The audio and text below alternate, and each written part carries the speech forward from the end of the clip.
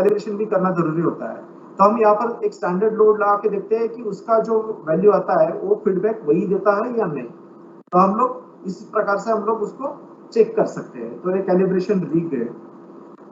और जो हमारे जो सलाइन फीचर्स है, जैसे मैंने बताया था आपको कि 22.5 बाई 22.5 मीटर का टेस्ट पैड है। हर एक रॉक एंकर जो है उसकी कैपेसिटी है 50 टन या 500 किलो न्यूटन, और ऐसे 550 नंबर्स लगे हुए हैं। लेग जो है ट्रांसमिशन टावर जो टेस्ट करेंगे, तो हम लोग उसको जब टेस्ट करते हैं तो हम लोग उसको पूछते हैं कितना अपलिफ्ट कैपेसिटी ले सकता है आपका टेस्टिंग स्टेशन। वो एक पैरामीटर होता है। तो हम लोगों का जो टेस्टिंग स्टेशन है वो 700 टन तक के लिए हम लोगों ने टेस्ट किए टावर्स। ट्रांसवर्स डायरेक्शन में हम लोग, मैंने जैसे बताया था कि 1200 किलोमीटर का लोड लगा सकते हैं। लॉन्जिट्यूडनल डायरेक्शन में 550 टन या 5,500 किलोमीटर लोड लगा सकते हैं। वर्टिकल डायरेक्शन में 5,000 किलोमीटर लोड लगा सकते हैं। हमारे जो स्टैंडर्ड जो real time digital control system है उसमें 40 पॉइंट है, लेकिन वैसे हम 50 से 60 पॉइंट भी कर सकते हैं विथ सम एडिशनल सिस्टम्स। और जो हमारा लोडिंग सिस्टम है उसका एक्यूरेसी जो है वो ±1% है। हम लोग एक्चुअल मेंबर्स में कितना फोर्स है, क्योंकि ये तो ओवरऑल टेस्टिंग के लिए हो गया, टावर का ओवरऑल टेस्टिंग, और उसका जो फीडबैक है वो देता है real time digital control system, RTDC बोला जाता है। लेकिन हर एक मेंबर के अंदर एक्चुअल में कितना फोर्स है, और वो फोर्स आपका जो आपने कंप्यूटर विश्लेषण किया था उसके हिसाब से हो रहा है नहीं हो रहा है, जो भी लोड अप्लाई किए है वो चेक करने के लिए हम लोग स्ट्रेन गेज इंस्ट्रूमेंटेशन करते हैं। तो उसके लिए सेपरेट डेटा एक्विजिशन सिस्टम से हम लोग उसको मापन करते हैं। तो वो फैसिलिटी भी हमारे पास है। हमारा जो लोडिंग है, क्योंकि इंडिया में वैसे 7 से 8 टेस्टिंग स्टेशन है, लेकिन जो सारे जो है वो दुय्यम दर्जा के है, जैसे मतलब उनमें जो लोडिंग होता है वो विंड से लगता है, जिसमें कि जर्क लगने की काफी संभावना होता है। और अगर लोड पूरा मतलब लगा हुआ है टावर के ऊपर और उसी समय कोई जर्क लग गया तो टावर फेल भी कर सकता है। जो हमारा टेस्टिंग स्टेशन है वो हाइड्रोलिकली कंट्रोल्ड लोडिंग सिस्टम है। और हमारा जो क्रेन है वो 5 टन कैपेसिटी का बताया था मैंने। हमारे पास फैब्रिकेशन फैसिलिटी है, और हमारे पास लाइव वेबकास्ट फैसिलिटी भी है, जो कि अभी कोविड जैसी कंडीशन में हमें हमारे काफी काम आई। मतलब हम लोगों ने क्लाइंट को परीक्षण के लिए टेस्टिंग स्टेशन पे आने की जरूरत नहीं, वो अपना मटेरियल भेज के अपने ऑफिस से परीक्षण का मॉनिटरिंग कर सकता है। और जैसे मैंने कहा था कि भिन्न भिन्न प्रकार के टावर्स हम लोग ने टेस्ट किए। जैसे अभी मैंने ये 3 सैंपल टावर लिए जो कि इनकी अलग अलग विशेषता है। जैसे कि ये टावर था, इसकी हाइट जो है ऑलमोस्ट 73 मीटर हाइट है, और इसमें हॉरिजॉन्टल कॉन्फ़िगरेशन है। लेकिन ये हॉरिजॉन्टल कॉन्फ़िगरेशन आमतौर पे ये तीनों कंडक्टर एक ही लेवल पे होते हैं। लेकिन यहाँ पर क्या है ना, इसे कहा जाता है कैट फेस टावर। ये ईरान के लिए हमने टेस्ट किया था। ये जो है इसमें एक डेल्टा कॉन्फ़िगरेशन है। अगर मैं इसको एक रसम को उठा के यहाँ पे लगा दूं तो जो मेरा राइट ऑफ वे लगेगा टावर के लाइन के लिए, ये काफी ज्यादा लगेगा। तो हम लोग मतलब इन लोगों ने क्या किया था, उसको ऑप्टिमाइज किया है, इसको थोड़ा सा टावर का हाइट बढ़ा, लेकिन ये जो राइट ऑफ वे उनको एक्वायर करना पड़ता है वो लैंड का रिक्वायरमेंट उनका काफी कम हो गया। तो कैटफिश टावर था। ये जो दूसरा टावर था, ये सबसे हमने हेवीएस्ट टावर टेस्ट किया था। ये भी ईरान के लिए ही था। तो इसमें जो क्रॉस आर्म था ये कुछ 22.5 मीटर लेंथ एक साइड के क्रॉस आर्म की, और ये शायद कुछ 18 मीटर लेंथ है। तो टोटल मतलब ऑलमोस्ट 40 मीटर विड्थ है, और टावर का हाइट था कुछ 35 मीटर हाइट। तो ये अलग टाइप का टावर था। इसका वेट था 78 टन। और ये टावर हम लोगों ने टेस्ट किए थे, ये पेरू और चिली का लाइन था, ये दोनों कंट्रीज में से जाता था। और ये टावर जो था ये सबसे बड़ा बॉडी एक्सटेंशन, जैसे मैंने बताया था आमतौर पे टावर का हाइट जो होता है, जैसा अभी था 400 केवी के लिए, लेकिन उसका टावर का हाइट होता है 50 से 55 मीटर। लेकिन इसमें मैक्सिमम बॉडी एक्सटेंशन और लेग एक्सटेंशन लगे थे। तो ये टावर का हाइट 80 मीटर का था। क्या है ना, जैसे चिली और पेरू देखा जाए तो उसमें काफी हीली टेरेन है, तो उसके लिए उनको वेरिएशन, लैंड वेरिएशन जो है वो ज्यादा होता है। तो उसके हिसाब से उन्होंने मैक्सिमम एक्सटेंशन जो है उनका कुछ 25 मीटर का था। तो उस हिसाब से ये टावर का हाइट 80 मीटर था, सबसे ज्यादा हाइट वाला टावर था। तो ये भी हम लोगों ने टेस्ट किया है। और अभी ये कुछ टावर के फेलियर वीडियो देखिए आप। ये देखिए, ये जब क्रिटिकल केस में टेस्ट हो रहा था तो ये यहाँ पर कुछ फेल हो गया। एक्चुअली एक्चुअल केस में टावर गिर जाता था, लेकिन अगर ये टावर गिरेगा तो टावर का जो मटेरियल है वो पूरा डैमेज हो जाएगा। डैमेज तो होगा, वैसे भी टावर का मटेरियल यूज नहीं किया जाता है टेस्ट टावर का, लेकिन क्या होता है जब वो ग्राउंड पे आ जाएगा तो काफी गुत्तम गुत्ता हो जाएगा। और ये स्टील है, एक बार बेंट होने के बाद वो आसानी से निकलेगा नहीं, वो तो उसे काट के निकालना पड़ता है। और दूसरा मतलब हमारे जो लाखों रुपए के लोड सेल्स वगैरह है वो टावर के ऊपर माउंट होते हैं, अगर ये नीचे गिरेगा तो सारे डैमेज हो जाएंगे। वायर्स उनकी जो होती है कम से कम 200 या 300 मीटर लेंथ की होती है, एक बार वायर कट गई तो हम लोग उसको यूज नहीं कर सकते हैं। तो वो वायर्स मतलब काफी खर्चीला काम होता है, तो हम क्या करते हैं उसको यहाँ पर बैक स्टे लगाते हैं, और वो बैक स्टे काफी लूज होता है। मतलब आमतौर पर जब हम लोडिंग लगाते हैं तो बैक स्टे एक्टिव नहीं होता है, लेकिन जब फेलियर होता है तो तभी मतलब डिफॉर्मेशन काफी ज्यादा होता है, तो उस केस में आके वो पकड़ लेता, मतलब वो एक्शन में आ जाता है और वो पकड़ के रखता है, टावर को गिरने नहीं देता है।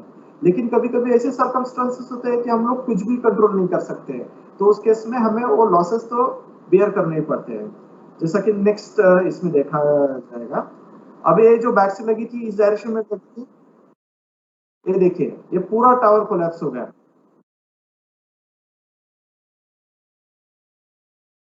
ये क्या है ना कि हमारा जो बैक स्टे लगाने का अरेंजमेंट है कि आमतौर पर जो होता है ट्रांसवर्स डायरेक्शन का लोड ज्यादा होता है, तो हम लोग उसी डायरेक्शन में वो बैक स्टे का अरेंजमेंट करके रखा है। लेकिन इस टावर में लॉन्जिटूडनल डायरेक्शन में लोड ज्यादा था, तो इसीलिए वो उस डायरेक्शन में नीचे गिरा टावर।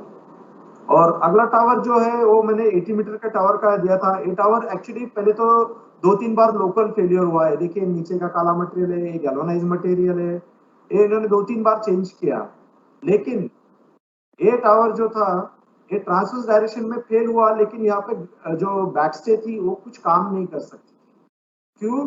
आप ये देखिए अभी, और इसका जो था ये वीडियो जो है मोबाइल पे रिकॉर्ड किया, इसके लिए काफी शेक है। ये देखिए ये टावर में क्या हो गया ना, यहाँ पर हिंज जैसा फॉर्म हो गया, मतलब उसका सेक्शन कम हो गया। एक बार सेक्शन कम हो गया तो उसे गिरना ही गिरना है, बैकस्टे कुछ काम नहीं कर सकता। अभी ये मैं जैसे कुछ बता रहा था कि लोकल फेलियर्स, तो सेम टावर था, उसके पहले तो क्रॉस आर्म फेल हुए थे।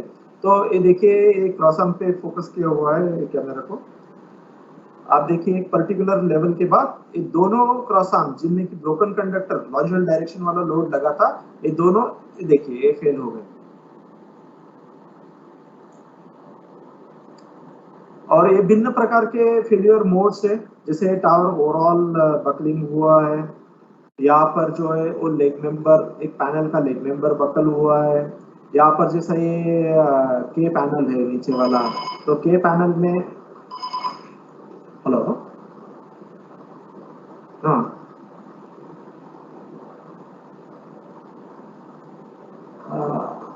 no, I'm not available because I have this virtual tour program is going on, that Vigyan Manthan Yatra. So afternoon session also I have one presentation. Now also I'm in presentation. हाँ, yeah, okay, thanks. माफ कीजिए। अब ये देखिए के panel है, तो इसमें क्या हो गया ना, ये जॉइंट ही रोटेट हो गया है। और ये जो क्रॉस आर्म है जिसे हमने फेलियर देखा था कि वो मुड़ गया कोने में लॉन्जिटूडनल डायरेक्शन में, लोकली मुड़ गया। यहाँ पर ये जो ब्रेसिंग होती है ये बकल हुई है। यहाँ पर जो लेग होता है ये लेग मेंबर है, तो ये लेग मेंबर शेयर हो गया है। यहाँ पर जो एक क्रॉस आर्म होता है, क्रॉस आर्म का ऊपरी मेंबर होता है, तो कनेक्ट किया जाता है टावर से, तो जो प्लेट है कनेक्टिंग प्लेट वो टीयर हो गई है। भिन्न भिन्न प्रकार के फेलियर्स देखे जाते हैं, फिर उन फेलियर को हम लोग उसका विश्लेषण करते हैं, वो उसमें जांचते हैं कि किस वजह से फेल हुआ है, फिर उसका स्ट्रेंथनिंग करके किया जाता है, और फिर से उसको रीटेस्ट करके जब तक ये पास नहीं होता है तब तक वो टावर टेस्ट होते रहता है। जैसे अभी मेरे एक सहयोगी डॉक्टर नापा प्रसाद राव, उन्होंने इसका कुछ मॉडल बनाया है, फाइनाइट एलिमेंट एनालिसिस किया हुआ है। जैसे टावर था 400 केवी डबल सर्किट टावर था, और काफी हेवी टावर था, मतलब शायद डी टाइप टावर होगा, हेवी एंगल और डेड एंड टावर होगा। तो उसमें जो लेग मेंबर थे, अभी क्या होता है ना कि जो हमारा जो एंगल सेक्शन है उसमें एक साइज का एक लिमिट होता है। जैसे मिनिमम जो साइज हम लोग यूज करते हैं टावर्स में, तो वो मतलब क्या होता है ना कि हम लोग भिन्न भिन्न प्रकार के बोल्ट यूज करेंगे तो कंफ्यूजन हो जाएगा साइड पे, इसलिए साइड पे सारे 16 mm डायमीटर के बोल्ट यूज किए जाते हैं। तो उसके हिसाब से उसको फैसिलिटेट करने के लिए जो मिनिमम विड्थ होती है एंगल सेक्शन की वो 45 mm की होती है।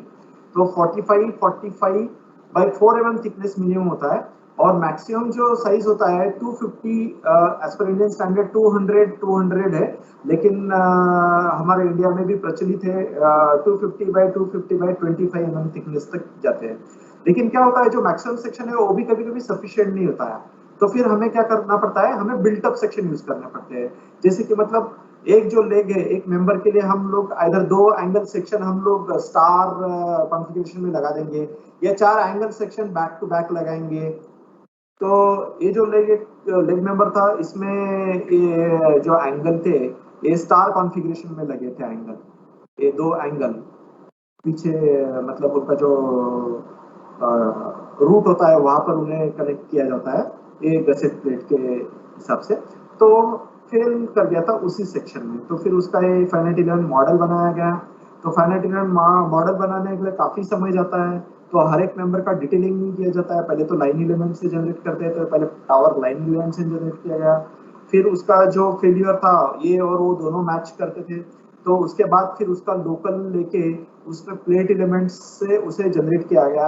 अब आप सोचोगे कि इसका तो इस डायरेक्शन में है, लेकिन इस डायरेक्शन में क्या होता है ना कि जब बकलिंग होता है, वो बकल होता है तो कोई भी डायरेक्शन में जा सकता है।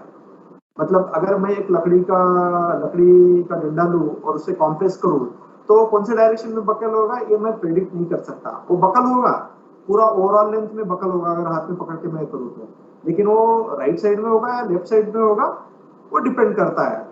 तो इस प्रकार से फाइनाइट एलिमेंट एनालिसिस में इस डायरेक्शन में दिखा है, जबकि फेलियर में इस डायरेक्शन में है। और पहले तो उसका ये स्ट्रेस कंटूर है, तो यहाँ पर देखिए आप सबसे ज्यादा स्ट्रेस जो है वो उसी स्पॉट पे था।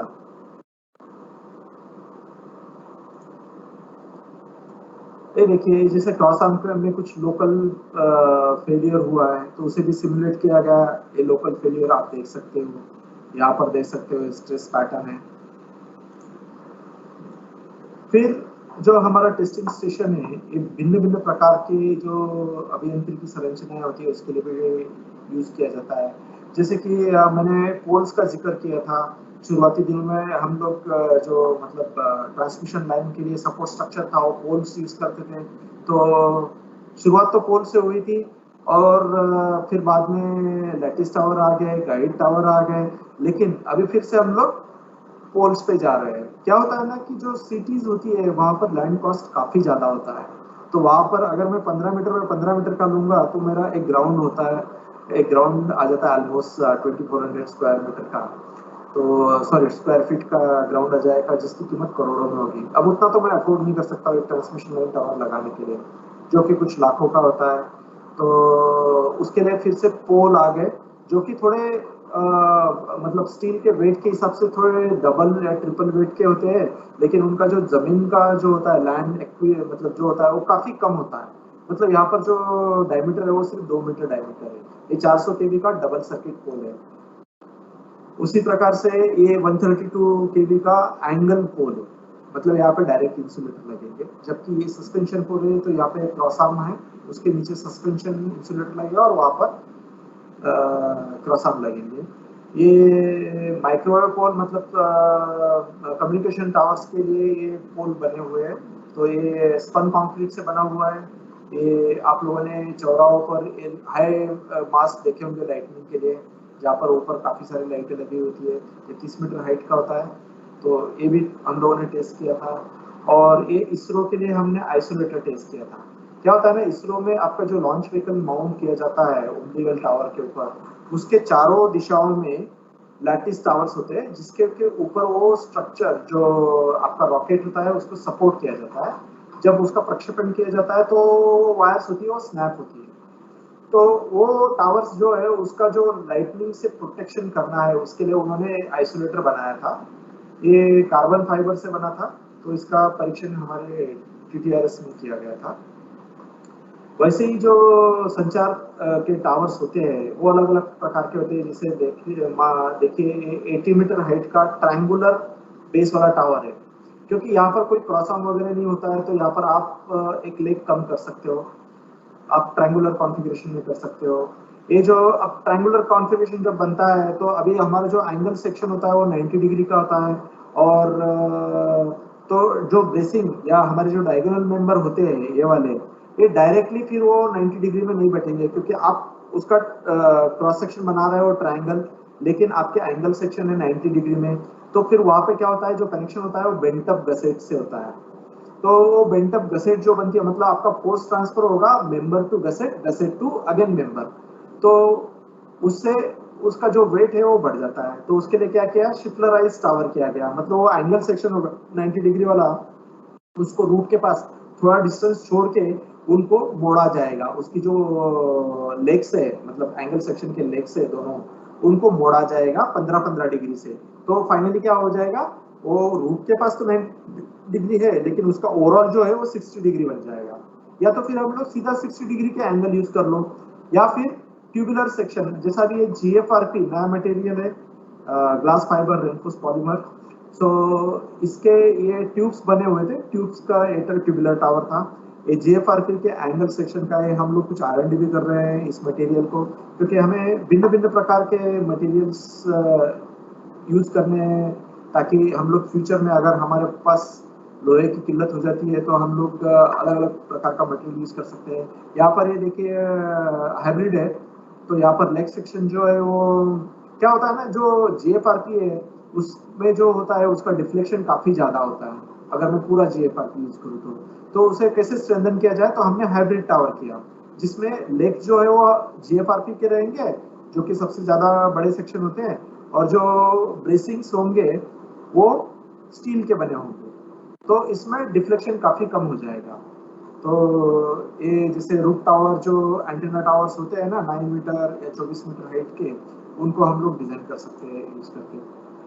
और जैसे मैंने गाइड टावर का जिक्र किया था, तो ये पोर्टल टाइप गाइड टावर है, ये 400 केवी के लिए बना था। वैसे हम लोगों ने 800 केवी का भी डिजाइन किया है, ये वी टाइप कॉन्फ़िगरेशन है 800 केवी का। तो इसका जब एनालिसिस किया गया था तो ये देखिए स्टैंडअलोन टावर है, और इस सिस्टम के साथ मतलब पूरे टावर्स की श्रृंखला के साथ उसका एनालिसिस विश्लेषण किया गया था। ये भी सिंगल टावर है, और फिर उसका बाद में उसको टेस्टिंग करके उसको फिर फाइनलाइज किया गया उसका डिजाइन।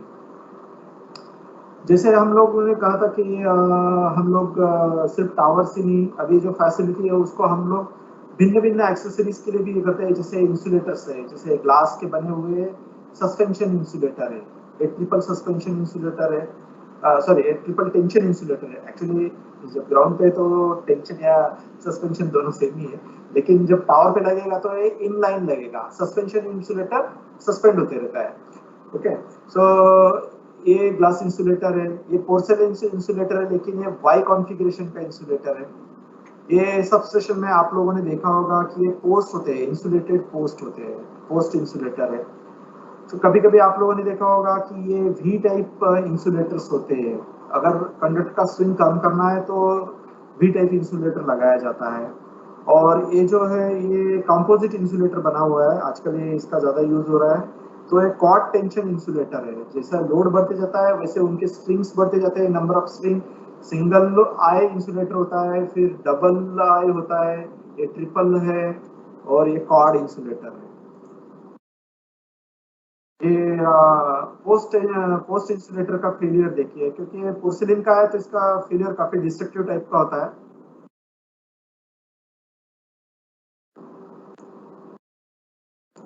हम लोग विभिन्न प्रकार के अनुसंधान और परीक्षण में भी होते हैं। जैसे हम लोगों ने अब लोहे का इस्तेमाल करना है टावर के लिए, तो उसे कैसे क्या मिनिमम यूज किया जाए, कैसे क्या ऑप्टिमम यूज किया जाए, तो उसके लिए हम लोगों ने कोल्ड फॉर्म स्टील यूज किया।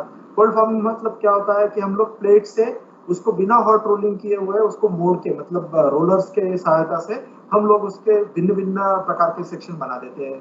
तो अब ये जब किया जाता है तो इसकी थिकनेस, सेक्शन की थिकनेस कम होती है, लेकिन हमें यूज करना है मतलब जहाँ पर ज्यादा थिकनेस होती थी उसी जगह पर। तो हम क्या करेंगे, जो एंगल सेक्शन होता है उसमें जो लिप्स होते हैं उसके मतलब जो लेग्स होते हैं, वो लेग्स को कैंटिलीवर होता है, तो हम उसको क्या करेंगे, एंड में थोड़ा मोड़ देंगे। तो एंड में मोड़ेंगे तो लिप बन जाएगा, और वो लिप्स की वजह से वो एंड वाला पोर्शन जो हो जाएगा वो स्ट्रेंथन हो जाता है। तो उस प्रकार से हम लोगों ने कुछ स्ट्रक्चर्स डिजाइन किए थे, और हमने ये पाया था कि 15 से 20% का वेट सेविंग हम लोग इसको यूज करके कर सकते हैं। और गाइड टावर के ऊपर भी हमने कुछ काम किया था। तो उसके हिसाब से अगर 800 केवी का टावर है, तो हम लोग भी कॉन्फ़िगरेशन यूज करते हैं, तो उसमें हम लोग करीब करीब सेल्फ सपोर्टिंग टावर से 42% तक का वेट सेविंग कर सकते हैं। और 400 केवी में टोटल कॉन्फ़िगरेशन से हम लोग करीब करीब 25% तक वेट सेविंग कर सकते हैं। फिर उसके बाद आता है एक जैसा आपातकालीन बहाली प्रणाली, और या फिर पुनर्स्थापन की प्रणाली। तो ये जो है इमरजेंसी रिस्टोरेशन सिस्टम, ये तकनीक हम लोगों ने अभी डेवलप की है, और इसको अभी हम लोगों ने टेक्नोलॉजी ट्रांसफर भी किया गया है। तो क्या होता है कि विभिन्न प्रकार के वातावरण में, जैसे मतलब साइक्लोन हो गया, फ्लड्स हो गए, लैंडस्लाइड हो गए, अर्थक्वेक हो गए, उसमें बहुत सारे टावर गिर जाते हैं। और उससे क्या होता है ना कि जो मतलब जो विद्युत पारेषण जो था वो बंद हो जाता है। तो उसकी वजह से जो एरिया होता है वो डार्क में हो जाता है, और उसकी वजह से जो विद्युत कंपनियां होती है उनको काफी लॉस होता है, या फिर जो कंज्यूमर्स होते हैं या कस्टमर्स होते हैं उनको काफी मतलब उनको सर्विस का लॉस हो जाता है। तो और जो नॉर्मल टावर होता है उसको बनाने के लिए हमें कुछ महीने लग जाते हैं, मतलब हफ्ते, कुछ कम से कम 7 से 8 हफ्ते या कुछ महीने लग जाते हैं। तो उस स्थिति में क्या होना चाहिए कि हमारे पास ऐसी प्रणाली होनी चाहिए जो कि जाके मतलब उसको ले जाके साइट पे ले जाके 2 या 3 दिन के अंदर हम लोग अगर विद्युत संचरण की बहाली कर सके, तो उससे काफी लॉस ऑफ मतलब मॉनिटरी लॉसेस कम किए जा सकते हैं, या फिर लॉस ऑफ सर्विस कम की जा सकती है। तो उसके लिए हम लोगों ने जो लाइट वेट के एल्यूमिनियम अलॉय से बने हुए कुछ रेडीमेड मॉड्यूलर सिस्टम बनाए थे। तो ये अभी फिलहाल मतलब 2018 में हमने बनाया था, और अभी नवंबर 2020 को इसे हम लोगों ने मैन्युफैक्चरर्स को ट्रांसफर कर दिया है। अभी और मतलब हमारे जो tower testing and research station का काम है, हम लोग सिर्फ टेस्टिंग ही नहीं करते, हम लोग कंसल्टेंसी सर्विसेज भी देते हैं, हम लोग डिजाइन चेकिंग करते हैं। हम लोग अगर साइट पे कोई प्रॉब्लम आते हैं तो उसके लिए भी कुछ सोल्यूशन निकालना होता है तो वो करते हैं। अब ये देखिए जैसे कि क्या होता है ना, फाउंडेशन लेवल पे ही वो जंग की वजह से ये सेक्शन लॉस हो जाता है, और उसके गिरने की संभावना बढ़ जाती है। तो इस पोर्शन को हम स्ट्रेंथन कर सकते हैं, लेकिन ये करना है तो मतलब कैसा है, हम लोग लाइन तो शट डाउन नहीं कर सकते हैं। तो चालू लाइन में हम लोग कैसे उसे कर सकते हैं, उसके लिए हम लोगों ने सोल्यूशन किया था। उसका एक्चुअली टेस्ट बना किया था, और वो टेस्ट को हमने 24 घंटे तक मॉनिटर किया। उसके डिफ्लेक्शन वगैरह लिमिट में थे, तो उस हिसाब से हमने उसके 2 सोल्यूशन दिए थे। एक तो वेट ऐड करके, क्योंकि मैंने जैसे बताया था कि ये जो टावर्स होते हैं उसमें ओवरटर्निंग मूवमेंट की वजह से ज्यादा गिरने की संभावना होती है। तो उस हिसाब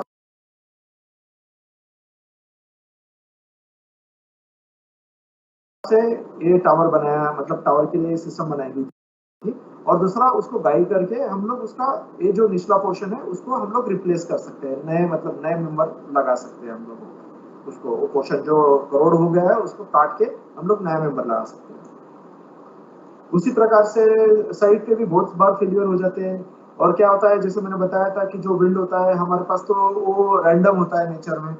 और उसका जो भी होता है हमारे पास इंडियन स्टैंडर्ड्स ने जो भी बनाया है वो हिस्टोरिकल डेटा के ऊपर आधारित होता है। जैसा 50 साल में कितना मैक्सिमम विंड आया, उसके लिए उसके बेसिस पे कुछ फैक्टर्स ऐड करके हम लोग उसका मतलब विंड स्पीड कंसिडर करते हैं डिजाइन के लिए। लेकिन होता है कभी कभी साइक्लोन्स आ जाते हैं, ट्विस्टर आ जाते हैं, तो उसकी वजह से ज्यादा लोड आ जाता है, तो बहुत सारे फेलियर्स देखने को मिलते हैं। तो उसके लिए फिर हम लोगों ने नया ये चालू किया है, जैसे अभी ये साइक्लोन है, नीलम साइक्लोन आया था 2012 में। उसके लिए मैंने कुछ स्टडी की थी। तो हमारा जो विंड इंजीनियरिंग का लेबोरेटरी है, उन्होंने एक स्टेशन समुद्र किनारे, मतलब यहाँ पे परांगीपेट्टाई में एक विंड मॉनिटरिंग स्टेशन सेटअप किया है। वहाँ पर मतलब वो साइक्लोन के दरमियान वो विंड स्पीड का मापन किया जाता है। जो कि और उसके हिसाब से विंड लोड मॉडल्स के लिए कुछ गाइडलाइंस दी जाती है। उसी प्रकार अगर साइड पे कोई फेलियर होता है, जैसा मान लो एक 400 केवी का सबस्टेशन था आंध्र प्रदेश में, तो ये कंस्ट्रक्शन के दौरान फेल हो गया था, तो इसके कारण खोजने के लिए हमारी टीम गई थी। फिर हम लोगों ने उसका खोज मतलब उसका सारा डिटेल्स कलेक्ट करके उसका एनालिसिस करके फिर उसके कारणों का पता लगा था किस वजह से फेलियर हुआ, फिर उनको उसके हिसाब से गाइडलाइंस दी गई, फिर बाद में उसको फिर से रिकंस्ट्रक्ट करके वो अभी तक चल रहा है। मतलब उसको एटलीस्ट लास्ट 15 इयर्स से वो खड़ा है। 2005 में गिरा था, अभी 2020 से तो चल रहा है। धन्यवाद। Thank you, Rokde. You unshare your material. Yes. Sir. Thank you, Rokde. Yes, sir. Thanks. And also thanks for our friend Mohit Verma.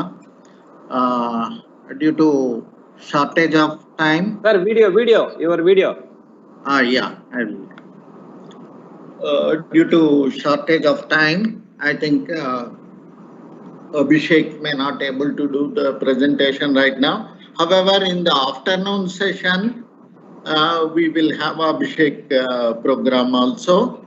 And we all thank you, all the students and the officials of